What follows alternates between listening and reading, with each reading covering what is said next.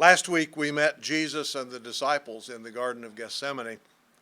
We talked about the anguish that was visible even on his face and the way he presented himself to his disciples.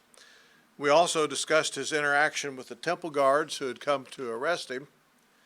Oh, by the way, 1 Chronicles 26, if you happen to look back, we don't look at the Chronicles books very often, 1st and 2nd Chronicles. They were originally one book, and they were divided up into 1 and 2.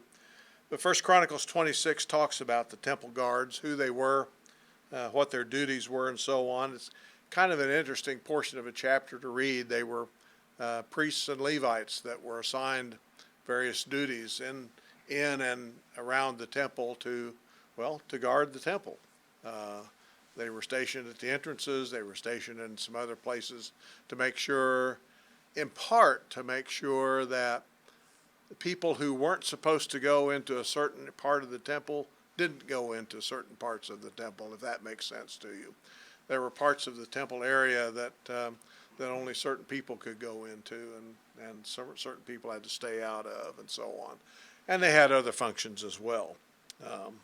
Anyway, it's kind of an interesting chapter to read. In reviewing some Jewish literature, it seems like there were 24 guards on duty at any given time. Out of those 24 guards, 3 of them, it says, were priests, and the other 21 were Levites. They were all from the tribe of Levi because the priesthood was from the tribe of Levi.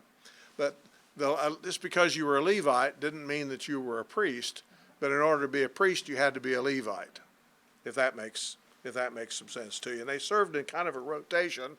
That rotation lasted about a week at a time, and they were, as I said, assigned certain portions or certain areas of the temple in order to guard that particular area or that particular part.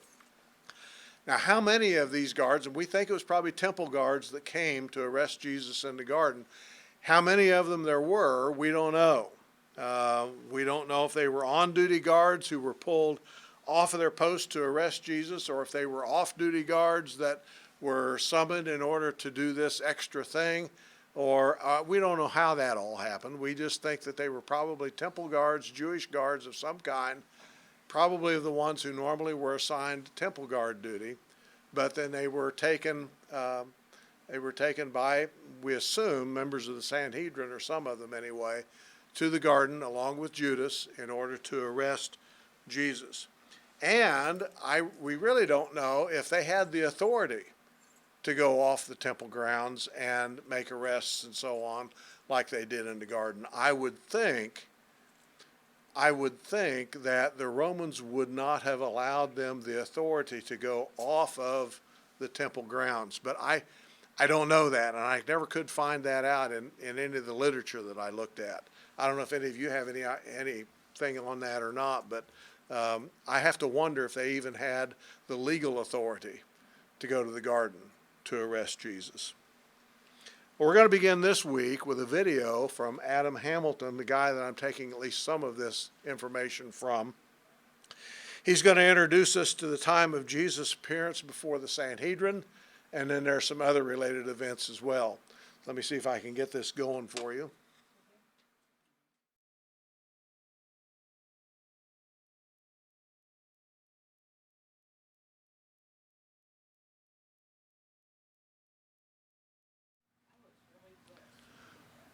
What did you take out of that video that you didn't know before, maybe? Or didn't think about, maybe? I covered him. He was trying to grab. He's trying to grab it, and that's what. In the pit? Uh-huh. Yeah. I don't think I could do that if I had to. Jay, is there some significance that comes to your mind or that I missed as to why the pit?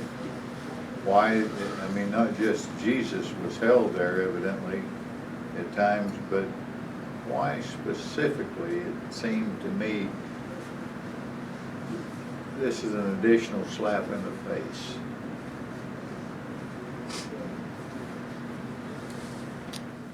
Are you asking why they held him in in a pit rather than holding him somewhere else? Yeah.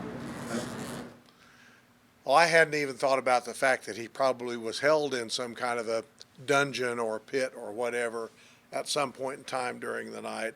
But evidently that's a thing. You know, the Bible doesn't talk about that specifically. As far as I know, there's nothing in the Gospels that specifically talk about Jesus being held incommunicado, so to speak, in some kind of a dungeon or some kind of a pit.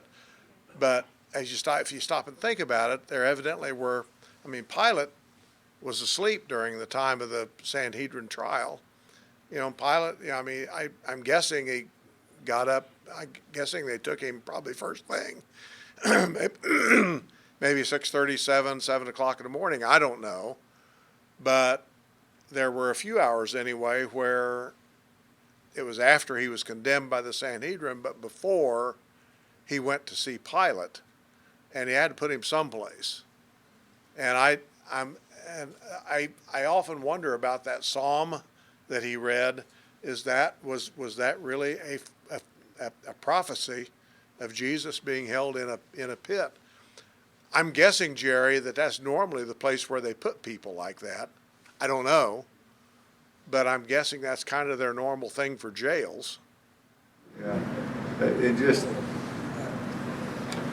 It just seemed to me to be an extra insult.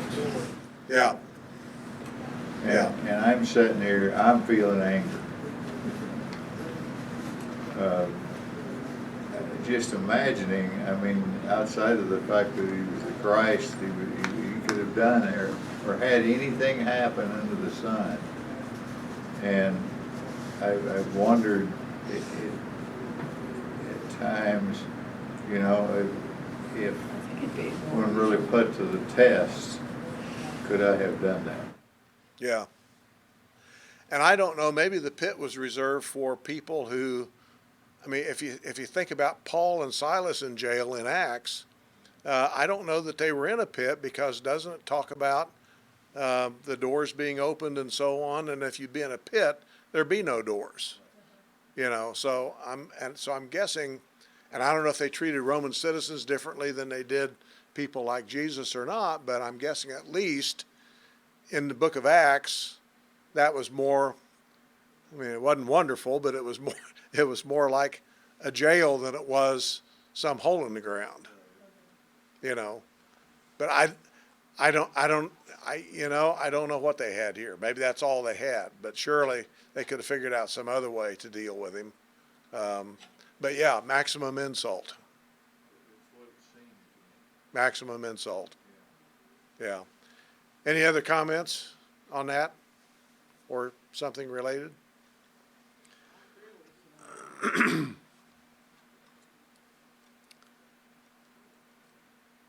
Before the high priest and Sanhedrin is where Jesus is now. He's in the middle of the night. He's on trial for his life. They'd called several witnesses to testify against Jesus, but the witnesses couldn't agree on their testimony enough for the high priest to declare Jesus guilty. I mean, they're doing several things wrong here. They're having a trial at night for one.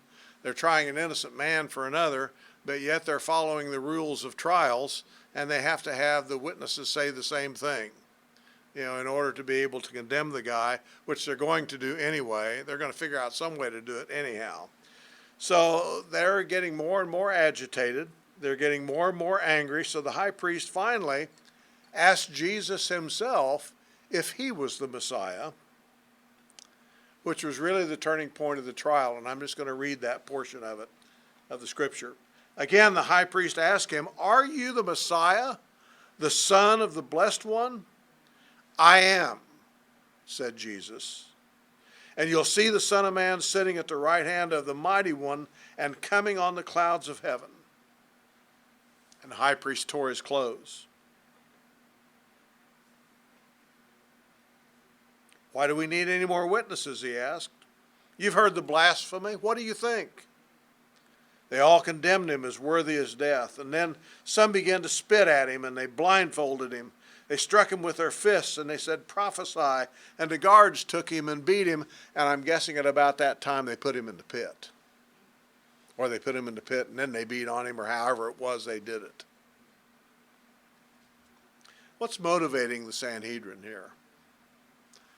What's the motivation of this? Let's stop here for just a minute and let's think about the Sanhedrin. These 71 elders of the Jewish nation, they ordered the arrest and the execution of Jesus.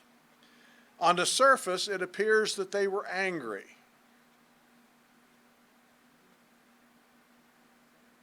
High priest tore his clothes. Why do we need any more witnesses? You've heard the blasphemy. What do you think? But what's really the issue here? I don't think it's anger. I don't think it's false teaching. I don't think it's violating the law of Moses. I don't think it's even Jesus' assertion that he's the Messiah. At the bottom of all of this, what's moving the Sanhedrin? I might be wrong on those points, but that's just kind of what I think. Jealousy. Jealousy. Jealousy? Fear?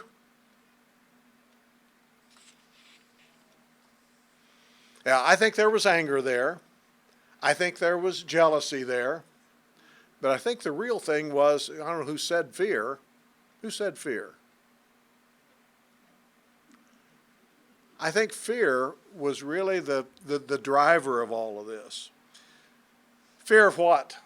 What are they fearful of? What's the Sanhedrin afraid of? What are these 71 guys who are the elders of the Jewish nation, the leaders of the Jewish nation, what are they afraid of? After all, there have been messiahs come and go before, and there would be messiahs come and go after, at least they pronounce themselves messiahs. What are they afraid of here?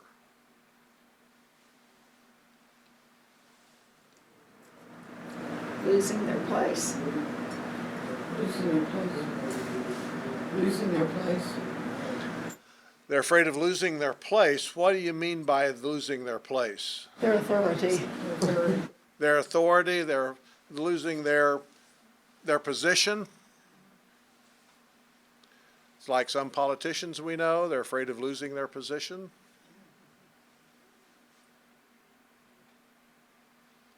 Yeah, I'm sorry? I think it's fear of the truth. I think they're afraid of the truth. Do you think, Jadalee, they really know the truth here? Do you think that they really believe that that Jesus is maybe different from the other messiahs that have come and go? And that there's something about this man that is not like the others that they have seen or dealt with? And what might that be? What might some of that be? I think on the flip side of that, the truth they're afraid of is their own. That what they've believed in and built their whole tenet around is really not true.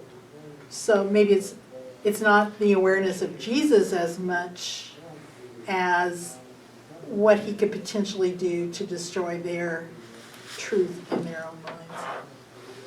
And I guess that all goes together, but.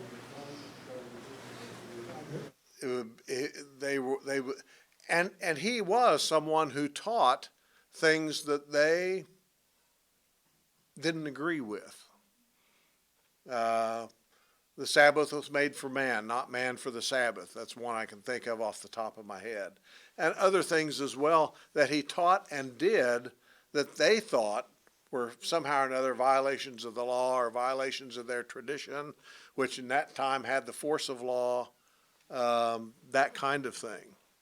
Yeah, I think maybe fear of their way of life and living was going to change. This whole structure that they had built up over the course of time was going to change somehow or another. Maybe fear that the Romans might intervene. And 30, 40 years later, the Romans did intervene. Maybe fear of the masses of Jewish people revolting on them because the Jewish people liked Jesus. He had a lot of followers at one time. Fear of their position and their authority might be taken away from them. Well, he had pretty well exampled and spoken directly to them by the cleansing of the temple. One of his acts is just saying, you know, this isn't some kind of trade avenue. This is God's temple. And they evidently were an intelligent group of men in the capability of seeing the information that was in front of them. Surely wasn't agreeing with what they were doing. What happens to you when your worldview and your traditions are challenged? You're pretty stiff-necked. Okay. I get scared. What happens to you when your worldview and your traditions are challenged? Become defensive. You know, it's a scary thing. It's a disruptive thing in your life. Especially if that challenge has, whether you like it or not, merit. Christ's challenge had merit in part because of the miracles that he performed, in part because of the things that he taught and the things that he said and the way that he did things, the cleansing of the temple being one of those. Here's this man that's just disrupting everything that we've always thought, everything we've believed, everything we've built up, all of our traditions, all of our authority. Thank you, Verna. And they were angry and they were afraid. Just like we would be if we would have been there. And then, of course, the icing on the cake, so to speak, was Jesus' confession that he indeed was the Messiah, the Son of the Blessed One, it says. And Jesus was specific when he said, I am. Most people in that day, according to what I've heard and learned and think, in terms of what I've studied, is that the most proper thing would have been to say, I am he, or I am the one. And he didn't say that. He said, I am. And of course, we've gone through what that means or meant back then.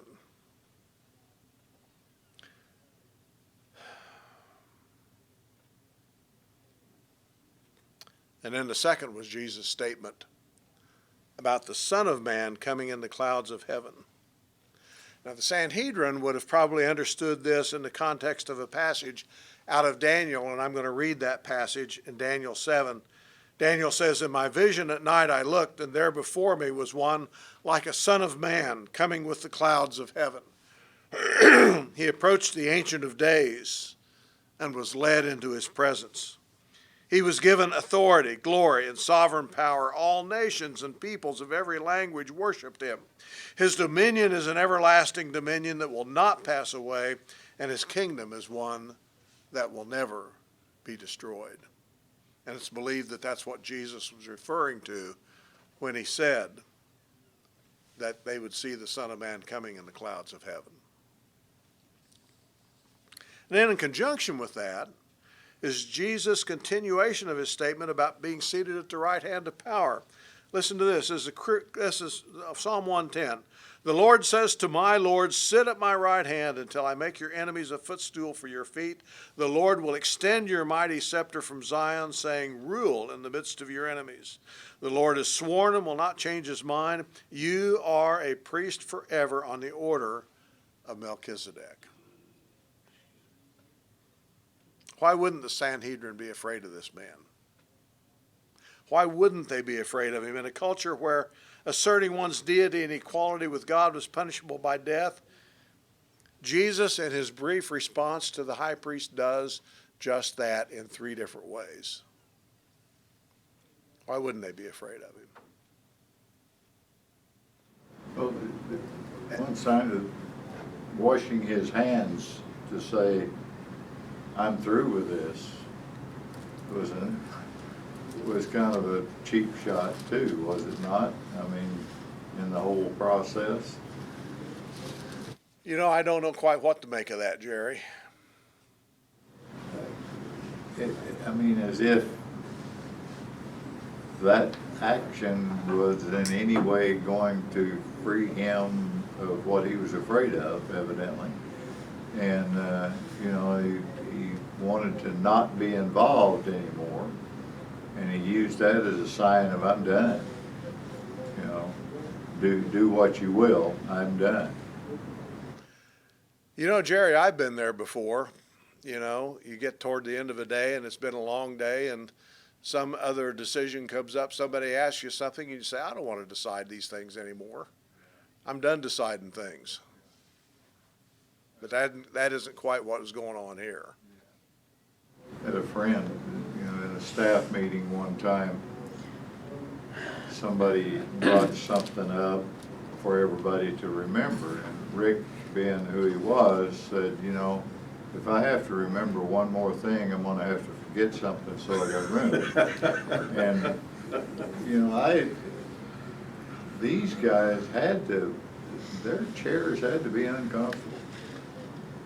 I think they were, you know, that thing about your brain kind of reminds me of a Far Side cartoon. If you remember those from years ago, the little boy's in the classroom, raises his hand to the teacher and he says, can I be excused? My brain is full. You know, sometimes it just gets that way. I serve on the committee with the AARP, and we've had this before too, of people wanting to, you know, saying, I don't think I want to do this. Yep, my brain is full. I don't want to do this. If we would have been there, if we would have been members of the Sanhedrin, what would we have done with Jesus, knowing what the Sanhedrin knew at the time? Not knowing what we know now, but knowing what the Sanhedrin knew at the time, what would we have done? I'm not sure I'm going to let you answer that question. I think most of us would have also been afraid. We'd have been fearful. We would have, because we were steeped in our interpretation of the Old Testament as we would have been, we would have also thought that Jesus was a blasphemer, equating himself with God. Hear, O Israel, the Lord is one God. There can't be a God in heaven and there can't be a God on earth, according to them, because that's two gods and the Lord is one. And even if we would have seen one or more of the miracles that Jesus performed, if we would have listened to his teaching, if we would have investigated the matter, I think most of us would have been just like, well, I don't know how many of you have seen The Chosen, the first season. We'd have been just like Nicodemus. You remember him, Rita? Yeah. If you've seen that, you know that the series in the first year portrayed Nicodemus as someone who couldn't let go of his status and his beliefs as leader of the Jews, even in the face of witnessing miracles performed by Jesus and hearing teaching that was authoritative and real. I'm sure we'll see Nicodemus again as the series progresses. But to me, that was a seminal moment in The Chosen in the first season. Nicodemus, Jesus taking some of his disciples and going, had his little band with him, and he was saying, let's go, let's start this ministry, let's go. And Nicodemus was kind of back here in the corner, wanting desperately to go with them, but holding back and maintaining his position and maintaining his status. And I think many of us would have been in exactly the same place. I believe I may have been one of the ones who said, we have our tradition. We've got Moses and the prophets. This man's a heretic. He doesn't abide by our traditions and beliefs. And you can put that in the modern day, and I did hear the bell ring. We have our traditions here in the modern day. I'm going to be a little sacrilegious here, and I'm going to say we have our traditions. We have Barton Stone and Alexander Campbell. These people are heretics because they don't abide, not Stone and Campbell, but others. They don't abide by our traditions and our beliefs.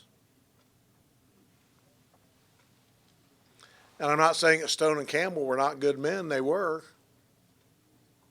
But they were men. They weren't God. And so do we do like Nicodemus and rest on our traditions and refuse to go forward because our tradition is holding us back? And again, nothing wrong with tradition. I have lots of traditions. And I have some church traditions. And I don't want to see those gone away either. But sometimes we have to think critically. And sometimes we have to think a little outside of the box.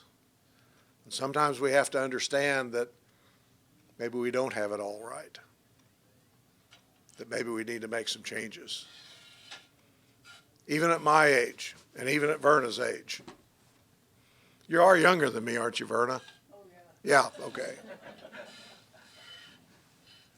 Well, I'm 59, I'll be 60 in April. And you're younger than me, too. Okay, we're going to start there next week. We're going to start where we were. We're going to go talk about Peter's denials next week, and we're going to continue on. We may not get entirely through this. I only have 4 weeks to go. Every week I have prepared so much material to get through in 8 weeks, and every week we didn't get that far. But we'll do the best we can. Thank you so much. The bell's already rung.